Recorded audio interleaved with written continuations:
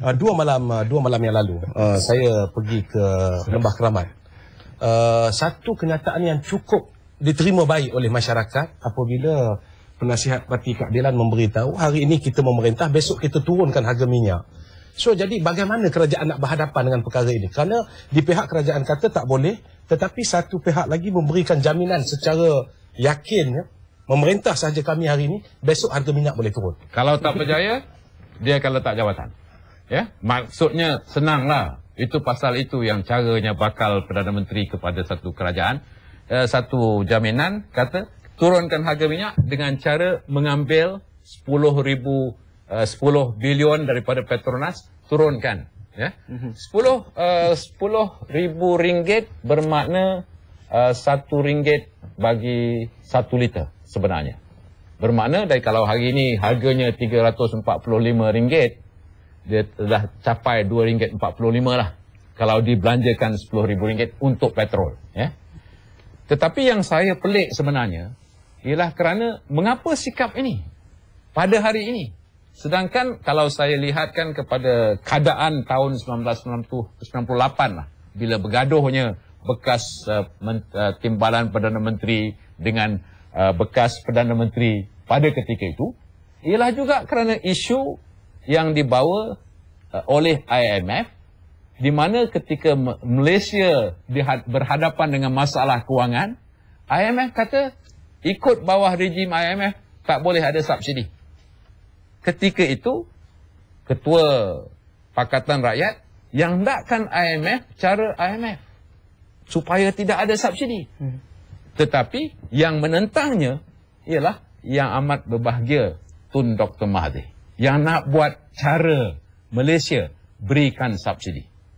Jadi inilah saya lihat bahawa kadang-kadang adakah itu yang dimaksudkan prudence oleh Yang Berhormat Salahuddin dengan bakal Perdana Menteri kerajaan pakatannya, ya, yang satu hari bersetuju dengan cara IMF, tak ada subsidi, reformasi seperti Indonesia, ya. Tetapi hari ini ketika kita pula menjalankan reformasi dan perubahan yang diperlukan kepada negara kita, berbalik pula kepada cara ala Tun Dr. Mahathir. Nampaknya bahawa Datuk Seri Anwar Ibrahim dan sudah mula menerima cara yang amat bahagia Tun Dr. Mahathir. Kalau boleh saya kutip sedikit daripada apa dan menyambung, mungkin saya melontarkan dalam konteks debat ya.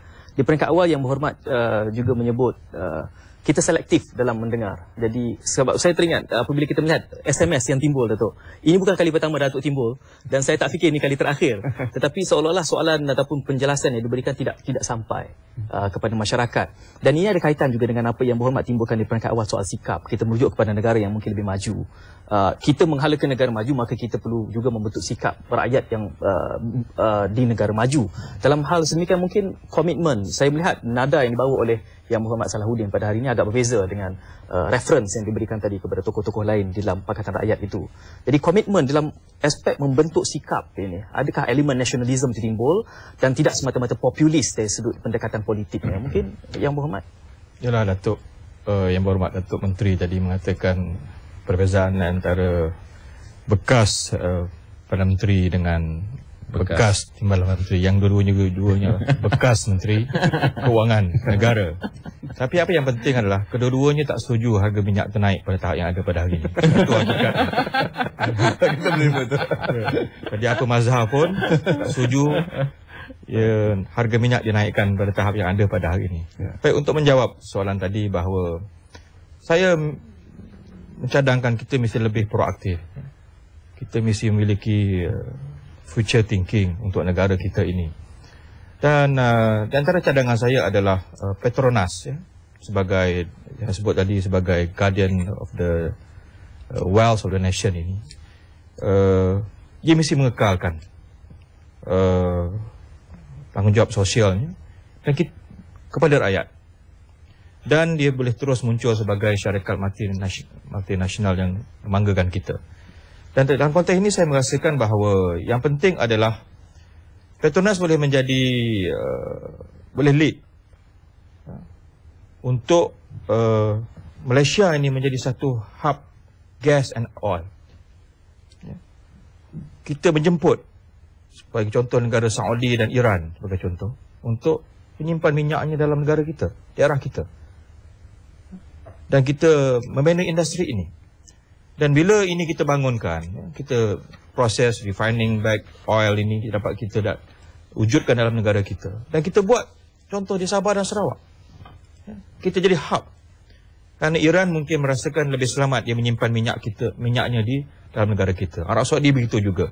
Jadi akan tumbuh industri hiliran sebagai contoh yang boleh memakmurkan negara.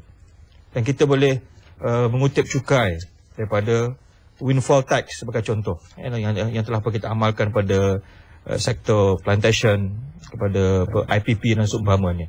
Jadi saya rasa kalau kita ada suatu komitmen untuk kita menjadikan emas hitam ini sebagai suatu khazanah rakyat, kita kembalikan kepada rakyat.